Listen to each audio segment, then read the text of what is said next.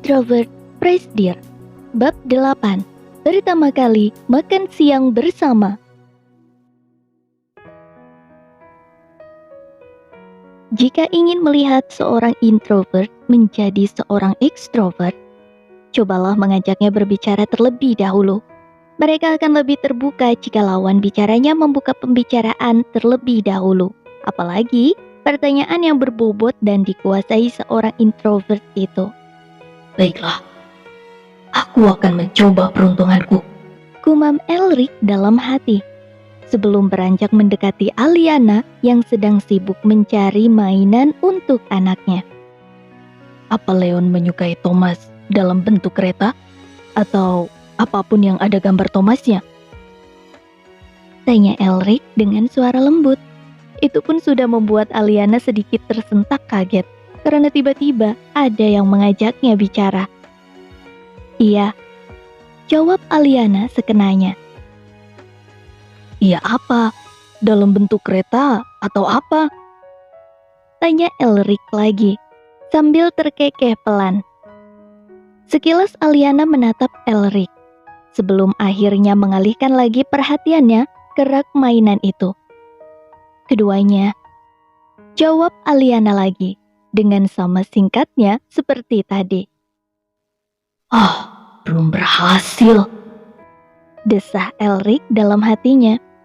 Rick, tolong ambilkan itu, terlalu tinggi, saya tidak sampai. Seru Aliana sambil menunjuk barang yang ia maksud. Anda mau membelikan Little Pony untuk Leon? Tanya Elric dengan kening berkerut.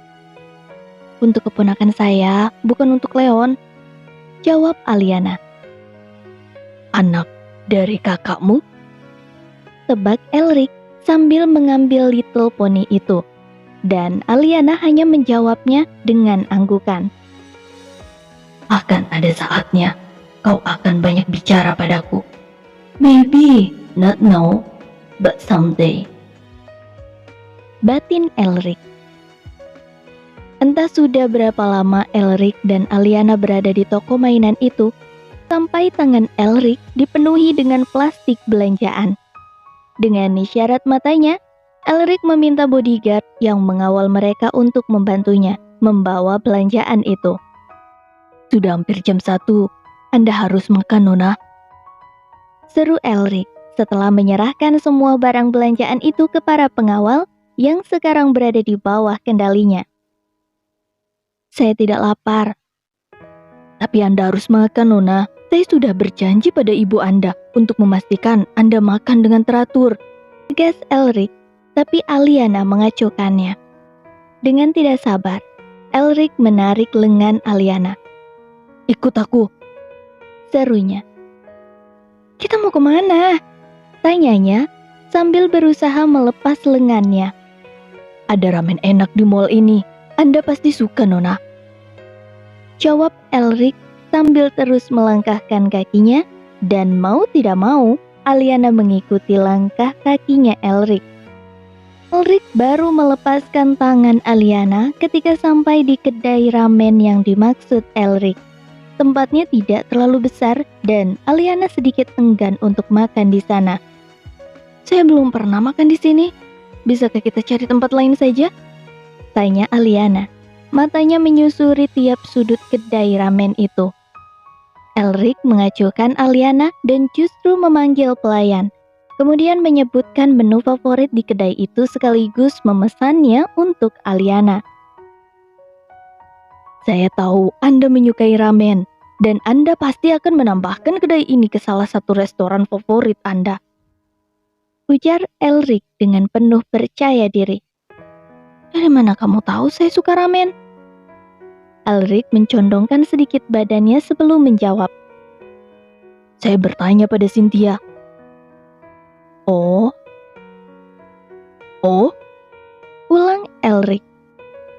Anda tidak penasaran kenapa saya mengorek informasi tentang Anda pada Cynthia? Lanjutnya. Aliana mengangkat bahunya dengan tidak acuh. Kamu asisten pribadi saya sekarang, jadi sudah sewajarnya kamu mengetahui lebih banyak hal tentang saya. Sambil tersenyum lebar, Elric melipat kedua tangannya di atas meja, seperti seorang murid yang bersiap mendengar arahan dari gurunya. Kalau begitu, ceritakan lebih banyak tentangmu. Aku siap mendengarkan. Kamu bisa bertanya pada Cynthia. Tapi saya lebih suka bertanya langsung pada Anda, Nona.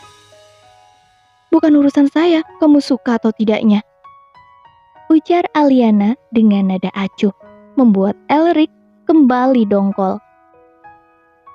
Lalu Elric kembali teringat pada apa yang sudah ia pelajari tentang introvert. Seorang introvert adalah pendengar yang baik. Kita bisa bersikap terbuka padanya dan menceritakan keluh kesah kita tanpa disela olehnya. Memang terlihat acuh, tapi sebenarnya ia mendengarkan dengan baik. Ketika kita sudah bersikap terbuka dengannya, lambat laun ia juga akan bersikap terbuka pada kita. Dan Elric memutuskan untuk mencobanya. Saya anak pertama dari 3 bersaudara. Ibu saya menikah dengan ayah saya saat ayah saya dinas di Jakarta. Saat ini, saya tinggal bersama dengan oma saya. Elric tidak melanjutkan penjelasannya. Karena saat itu, pelayan datang dengan membawa semangkuk ramen pesanan mereka. Selamat menikmati, seru pelayan itu. Terima kasih, balas Aliana sambil tersenyum. Aliana merobek kertas pembungkus sumpit, kemudian mencicipi ramennya, dan matanya langsung membesar. Ini enak, ujarnya sambil mengunyah ramennya. Elric terkekeh pelan. Seperti dugaan saya, Anda pasti menyukainya, Nona. Aku baru tahu ada ramen seenak ini di mall ini. Mereka hanya punya 2 kedai di sini dan satu lagi di daerah K. Memang tidak semegah restoran ramen lainnya, tapi untuk rasa, yang ini jauh lebih nikmat. Jelas Elric sambil merobek kertas pembungkus sumpitnya. Elric menggelengkan kepalanya saat melihat Aliana yang terus memasukkan ramennya ke dalam mulutnya, sambil sesekali memejamkan matanya saat menikmati rasa gurih dari kuah ramen itu. Dan parahnya lagi, Junior Elric langsung on saat melihat Aliana yang sedang membersihkan jejak ramen itu di bibir atas dan bawahnya dengan lidahnya. Terlihat begitu sensual dan menggairahkan. Ya Tuhan, aku ingin sekali melumbat bibirnya itu, erang Elric dalam hati. Boleh aku nambah? Tanya Aliana sambil tersenyum lebar, membuat wajahnya terlihat lebih cantik lagi.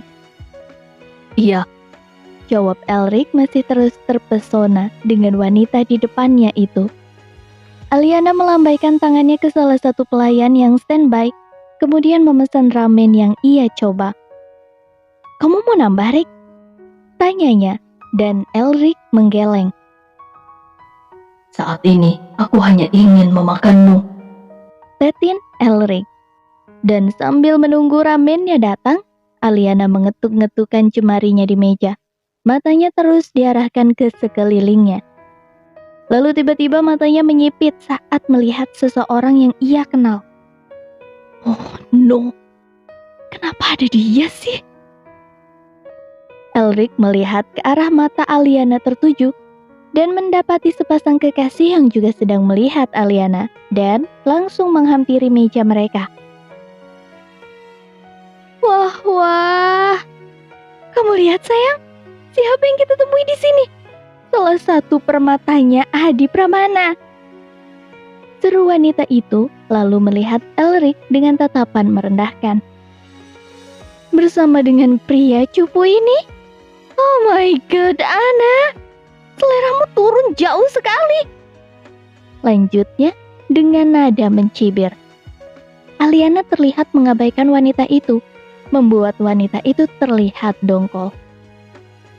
Semua meja penuh, bolehkah kami gabung di sini? Aliana mengangguk, kemudian menggeser posisi duduknya, dan wanita itu langsung duduk di sebelah Aliana, sementara prianya di sebelah Elric. Setia. Pria itu memperkenalkan dirinya sambil mengelurkan tangannya ke Elric. Dengan enggan, Elric menyambut uluran tangan pria itu. Riko, Ada, kamu ketemu di mana dengan pria cupu ini? Bisik wanita itu dengan suara yang tidak terdengar seperti orang yang sedang berbisik. bukan urusanmu. Sahut Aliana malas-malasan. Kerja di mana, bro? Tanya Satya ke Elric. Saya asisten pribadinya Nona Aliana. Jawab Elric sambil menahan diri dari rasa ingin menendang kedua pengganggu ini. Oh, Aspri kamu, nak. Aku pikir pacarmu. By the way, kamu tahu tidak kabar terbaru dari Bea? Sekarang dia jadi cabe-cabean loh. Salah sendiri. Sudah cari mati dengan menjebakmu dulu. Oh, Iya. Enak. Kalau kamu mau, aku bisa ngenalin kamu ke temennya Mas Satya loh. Dia direktur utama di perusahaan Mas Satya. Dia sudah duda. Pasti mau nerima kamu yang sudah... Ya, kamu tahu sendiri lah. Beda lah dibanding Asprimu itu. Lanjut wanita itu sambil menatap remeh Elric. Rick, selesaikan pembayaran. Saya tunggu di luar. Seru Aliana sambil berdiri dan bersiap pergi. tapi Nona, pesanan Anda satu lagi belum keluar.